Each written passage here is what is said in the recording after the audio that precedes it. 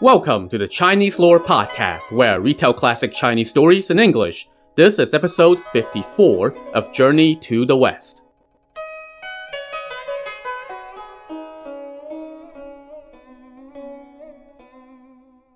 Last time, the pilgrims finally did what they should have done 2 episodes ago and called on the Bodhisattva Guanyin to help them tame the demon king of the heaven-penetrating river.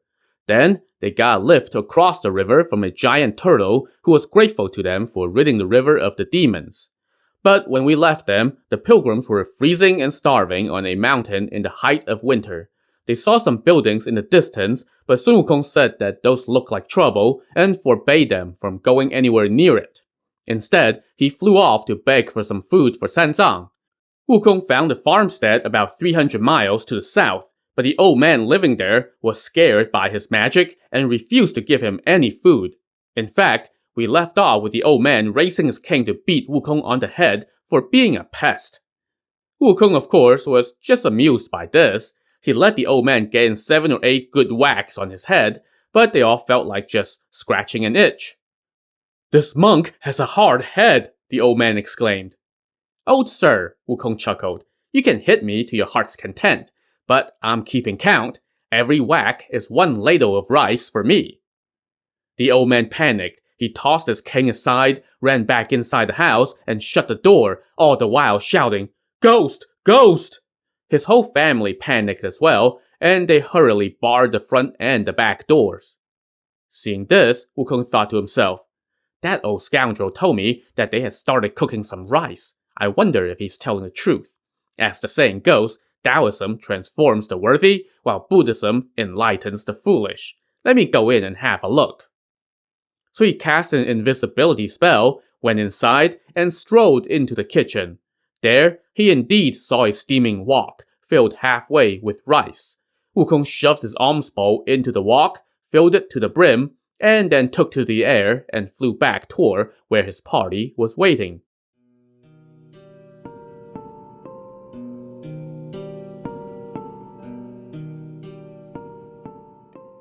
Back on the main road heading west, Zang, Zhu Bajie, and Sha Zeng were all sitting inside the magic, evil-repelling circle that Sun Wukong had drawn with his golden rod. Before he left, Wukong had told them, in no uncertain terms, that they must stay inside that circle if they wanted to stay safe. But after Wukong had been gone for a while, Zang started getting antsy and wondered aloud where Wukong could have gone. Zhu Bajie chuckled. "Who knows where he's playing around at? Begging for food, huh? He's just leaving us here to sit in prison." "What do you mean, prison?" Zang asked. "Master, you don't understand. In ancient times, folks would draw a circle on the ground and use it as a prison.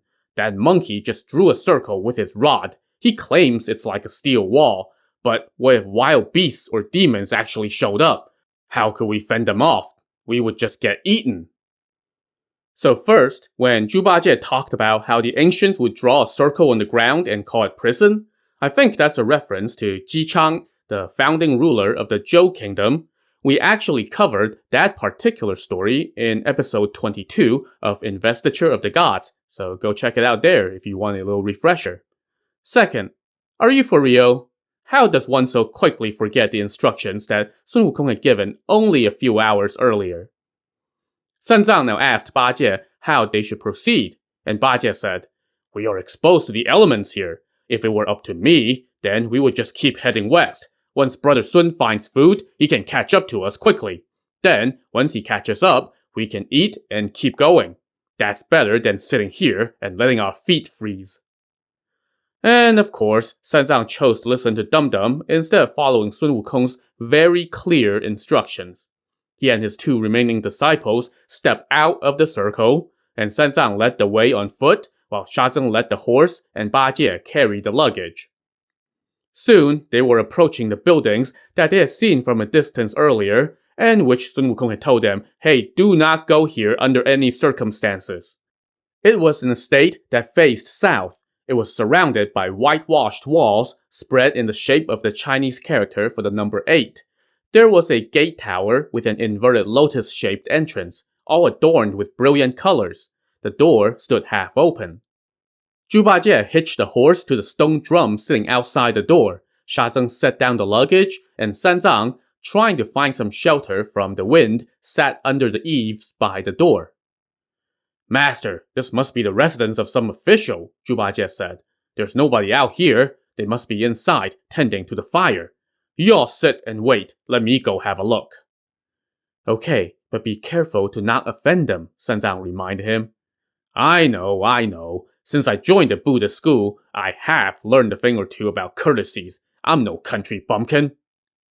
So Dum Dum tucked his rake into his waistband, tidied up his robe, and very gently walked inside. He saw 3 large parlors. The door curtains on all 3 were pulled up high. There was no sign of anyone, and no furniture of any kind. He walked through the doors and kept going deeper in. It was a passageway to the back, where a tall, multi-level tower stood. The second-story window was half open, and through it he could see a yellow canopy. Someone must be afraid of the cold and is still in bed, Dum Dum thought to himself. So he climbed up the stairs and pulled back the canopy, but immediately stumbled backward in fright. On an ivory bed lay a white skeleton. The skull was as large as a bushel basket, while the leg bones were 4 or 5 feet long. After collecting himself, Zhu Bajie actually shed a tear as he sighed and said to the bones, I wonder, were you some dynasty's commander, some kingdom's top general? Once a hero who vied for power and victory, but now nothing but a desolate skeleton. No wife or children to attend you, no officer or soldier to offer incense. To gaze upon such a sight is truly lamentable. Pity those who built kingdoms and sought hegemony. While he was lamenting, Bajie noticed a flickering light behind the canopy. Somebody must be lighting incense back there, he thought to himself. So he rushed behind the canopy, but saw that it was just the sunlight peering through the window. But he also noticed a table, on which were scattered several colorful pieces of clothing. He picked them up and saw that these were 3 brocade vests. He grabbed them, headed back downstairs, and went back outside. Master, there's nobody inside. It's a dead man's house, he said to Zang. I went in there, went upstairs, and saw a pile of bones inside the bed canopy. And then I saw 3 brocade vests and took them. It's our good fortune. It's cold right now, so these are perfect. Master, put this on underneath your robe so that you can stay warm. Uh-huh. So, given everything you have encountered on this trip, your first reaction to these vests of mysterious origins that you found next to a pile of bones in an eerily empty house is, this is our lucky day, let's put these on? Zang was similarly flabbergasted, but for different reasons. He said, we can't put these on. The law says, whether you take something openly or secretly, it's theft all the same. If somebody finds out and chases us down and takes us to court, we would be convicted of theft. You should put these back where you found them. Let's just sit here and hide from the wind for a bit. Once Wukong catches up, we will keep going. We monks must not be so greedy about such trifles. But there's nobody else here. Who would know except us? Bajie complained. Who would take us to court? And what evidence would they have? It would be like we just found these on the street. What is all this about stealing openly or in secret? You are too reckless, Zang chided him. Even if other people won't know, how can you hide it from heaven? As the saying goes, you may think you're in a secret chamber, but the eyes of the gods pierce through all like lightning. Go put these back right now. Don't crave things that weren't given to you. But Bajie put on a smile and said, Master, since I became mortal, I have worn some vests, but nothing as fancy as these. If you don't want to put one on, then let me try it for just a bit. Once Brother Sun joins us, I will take it off, put them back, and we can resume our journey. Sha Zeng said, Hey, I'll have a go too. So the 2 of them each put on one of the vests. But as soon as they tightened the strings, they both fell to the ground. In an instant, the vests had tied them both up. Zang stamped his foot in lament and rushed over to try to help them get the vests off, but to no avail. And just then, while the 3 of them were panicking, a demon king appeared. So, as it turns out, this building was in fact created by the Demon King's magic as a trap. That day, he was sitting in his cave when he heard panic cries from outside. He went out and saw that somehow a party of 3 was dumb enough to put on clothing they found lying next to a pile of bones. Can you believe this? So the Demon King called up his lackeys, undid his magical mirage, grabbed Zang, and took him, the horse, the luggage, and the tied up Zhu Bajie and Sha Zeng all back to their cave. The Demon King now sat down in his throne while his lackeys pushed Zang onto his knees. "Monk, where are you from? How dare you steal my clothes in broad daylight?" the Demon King asked. Zang wept and said, "I am sent by the Tang Kingdom in the east to go west to fetch scriptures. I was hungry, so my senior disciple went to beg for food and had not returned yet. I didn't listen to his instructions and accidentally intruded on your immortal realm while seeking shelter from the wind. My other 2 disciples got greedy and took the clothes. I would never dare to harbor any ill intentions. I told them to return the clothes at once, but they did not listen and wanted to try them on. Who knew that it was a trap by you? I hope that you will be compassionate and spare my life. Once I get the scriptures, I will forever remember your kindness and sing your praises in the east." The Demon King laughed. "I have often heard people say that if you eat a piece of the Tang monk's flesh, silver hair would turn black again and lost teeth would grow back. What great luck that you have delivered yourself to me without an invitation, and you're hoping I will spare you?" So come to think of it, Zang and company really should just stop introducing themselves as scripture pilgrims sent from the east to go west and blah blah blah, considering that every single demon on this route seems to be hankering for a piece of the scripture pilgrim's immortality-granting flesh. The Demon King now asked Zang, "What's your senior disciple's name? Where did he go to find food?" Zhu Bajie now cut in and declared, "My brother is Sun Wukong, the great sage who turned heaven upside down 500 years ago." That name drop had the intended effect. The name Sun Wukong gave the Demon King pause. He didn't say it, but he thought to himself, "I have long heard that Sun Wukong is very powerful. Who knew that I would run into him today?" So he told his lackeys, "Little ones, tie up the Tang monk. As for the other 2, remove my magic vests from them and tie them up with ropes. Put them all in the back for now. Once I have captured his senior disciple, we will wash and cook them all together." Again, like I said a couple episodes back, why wait to have immortality later when you can have immortality now? But the Demon King's orders were given, and the lackeys did as he said and tied up the 3 pilgrims in the back. They also hitched the horse in the kitchen and took the luggage inside. They then sharpened their weapons and prepared to capture Sun Wukong.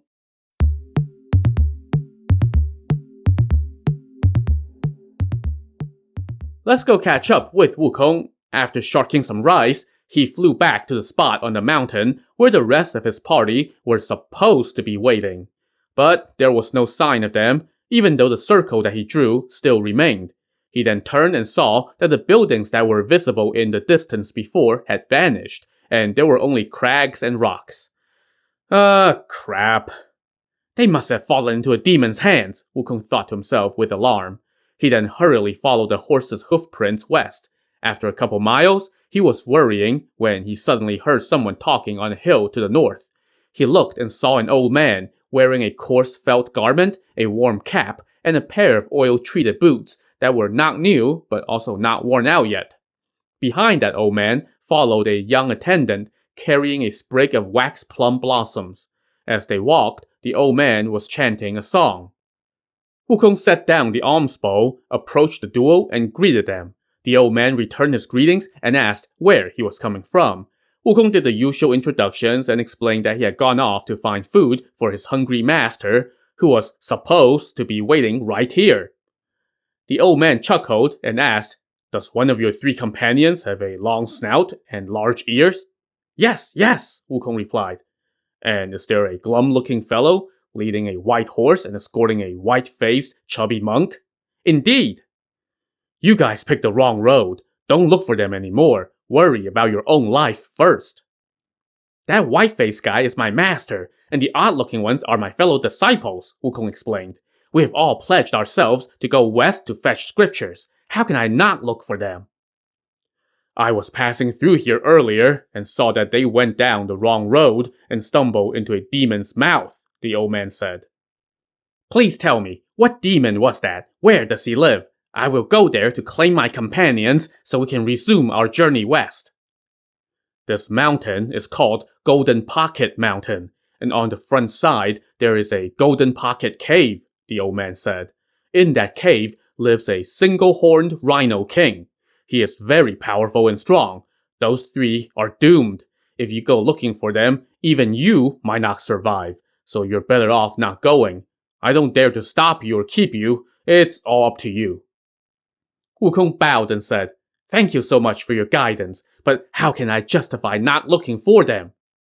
He then gave the rice that he had sharked to the old man and kept the empty alms bowl. The old man put down his cane, accepted the bowl, and handed it to his attendant. The two of them now suddenly kneeled and revealed their true form. Great sage, they shouted, we dare not deceive you. We two are the local mountain and earth spirits, here to greet you. We will hold on to this bowl of rice for now, so that you may use your powers to rescue the Tang monk. Then, we will return this bowl of rice to him, so as to show your devotion. You damn two-bit spirits, Wukong cursed. Why didn't you greet me earlier? And what's with all the cloak and dagger stuff? The earth spirit said, Great sage, you have a short temper. We did not dare to risk insulting you, so we came in disguise. I'll give you a rain check on your beating for now, Wukong said. But take good care of that bowl of rice while I go capture that demon. The mountain and earth spirits obeyed, and Wukong tied up his tiger skin kilt, gripped his golden rod, and rushed to the front side of the mountain to look for the demon's lair. When he went around a cliff, he saw jumbled and jagged rocks and 2 stone doors embedded into the cliffside. Out front, there were a bunch of demon lackeys, all wielding swords and spears. Wukong stomped to the doors and shouted, You little demons, go tell your master that I am Sun Wukong, the great sage equal to heaven, and disciple to the monk sent by the Tang Kingdom. Tell him to deliver my master out at once so that you guys get to hold on to your lives. The lackeys rushed in to tell their demon lord. The Rhino King was delighted. I was hoping he would come, he said. Since I left my palace and came down to the mortal realm, I haven't had a chance to test out my fighting skills yet. Now that he is here, he will no doubt be a worthy opponent. Little ones, fetch my weapons. All the lackeys were pumped, and they brought out a long steel spear. The Rhino King took the spear in hand and told them, Little ones, get ready. Those who charge forward will be rewarded. Those who fall back will die. They then went out to face Sun Wukong. Wukong stood to one side and sized up his opponent. The Rhino King had a vicious appearance, with a single horn rising out of his head and his eyes flashing with a dazzling glare. Thick hide bulged from the crown of his head, while black flesh gleamed around the lobes of his ears. His long tongue could curl up to lick his nose, and his broad mouth revealed rows of yellow teeth. His skin was blue-black like indigo, and his sinews were as hard as steel. His 2 indigo-blue hands, corded with powerful tendons, gripped a steel-tipped spear upright in heroic majesty. Wukong approached and shouted, Your granddaddy Sun is here! Return my master at once, and we can both just walk away unharmed. But if you utter half a no, I will see to it that you die without a place to be buried. Damn monkey, you got some gall, the Rhino King shot back. What skills do you have that you would dare to make such a boast? Damn creature, you haven't seen my skills yet, Wukong threatened. The Rhino King said, Your master stole my clothes, and I caught him red-handed. Now, I'm going to cook him and eat him. What kind of heroics are you trying to pull, intruding on my mountain lair? My master's loyal, kind, and honest, Wukong scoffed. He would never steal. I set up a magic house on the side of the road. Your master slipped in, stole my 3 brocade vests, and put them on. I have evidence. That's why I captured him. If you have skills, then come fight me. If you can beat me in 3 exchanges, then I will spare your master. Otherwise, I will kill you too. Wukong laughed and said, "Damn creature, enough trash talk. I'm itching for a fight. Come here and taste my rod." The Rhino King was also itching for a fight, so he hoisted his spear and charged. The two fought for 30 exchanges without a winner. The Rhino King was so impressed with Sun Wukong's skills with the rod that even he exclaimed, "What a monkey! Truly, you have the skills to raise hell in heaven." On the other side, Sun Wukong was equally impressed by the Rhino King's skills with the spear, and he also shouted, "What a demon! Truly, you must have stolen magic pills." The two fought on for another 20 exchanges. Then, the Rhino King shouted for his lackeys to join the action. The lackeys charged forward and surrounded Wukong, but Wukong showed no fear and called out, "Come one, come all! This is perfect!" With his golden rod dancing this way and that, he parried all the demon lackeys' attacks. But he was also getting impatient, so he tossed his rod up into the air and shouted, "Change!" The one rod turned into 1,000, all attacking from the air. This sent the lackeys running for their lives as they scurried back into the cave. The Rhino King scoffed, "Monkey, don't act up. Watch my powers." He now pulled a gleaming hoop from his sleeve and tossed it into the air, shouting, "Strike!" The hoop struck Wukong's golden rod and took it away, leaving Wukong empty-handed. While Wukong flew away to save himself, the Rhino King returned to his cave in victory.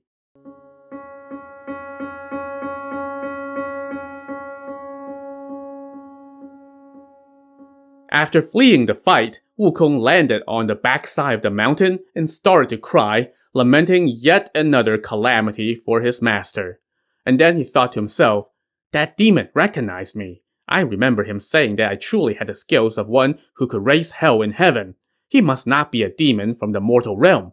He must be a vicious star spirit from heaven who sneaked down here. But where did he come from? Let me go up to heaven and check." So he flew up to the south gate of heaven and ran to one of the 4 heavenly kings. Wukong told him that he had business and needed to go see the Jade Emperor. Just then, 4 of heaven's commanders showed up and greeted him. They tried to offer him tea, but he declined and went straight in to the palace, where he was greeted by yet more celestial bureaucrats who asked if he had completed his pilgrimage. Not yet, he told them. "The journey is long and there are lots of demons. I'm only halfway there. Right now, I'm stuck on Golden Pocket Mountain. There's a demon there who captured my master. When I fought him, he showed great powers and took away my golden rod. I suspect that he is a vicious star from above who went down to the mortal realm. But I didn't know which one, so I came to see the Jade Emperor and hold him responsible for lax discipline." One of the gods chuckled. "This monkey is still so unrestrained." "Not so. I just like to get to the bottom of things," Wukong replied. The bureaucrats now escorted him into the hall. Wukong offered a deep bow to the Jade Emperor and said, "Old buddy, sorry to trouble you. I won't go into details about all the trials and tribulations that I faced while protecting the Tang monk on his way west. But right now, on Golden Pocket Mountain, there's a demon in Golden Pocket Cave who captured the Tang monk. That demon is going to steam him, boil him, or pickle him. When I fought against the demon, he seemed to recognize me, and he was quite powerful and made off with my golden rod, making it hard for me to capture him. I suspect that he is one of your people who slipped down to the mortal realm, so I have come to inform you.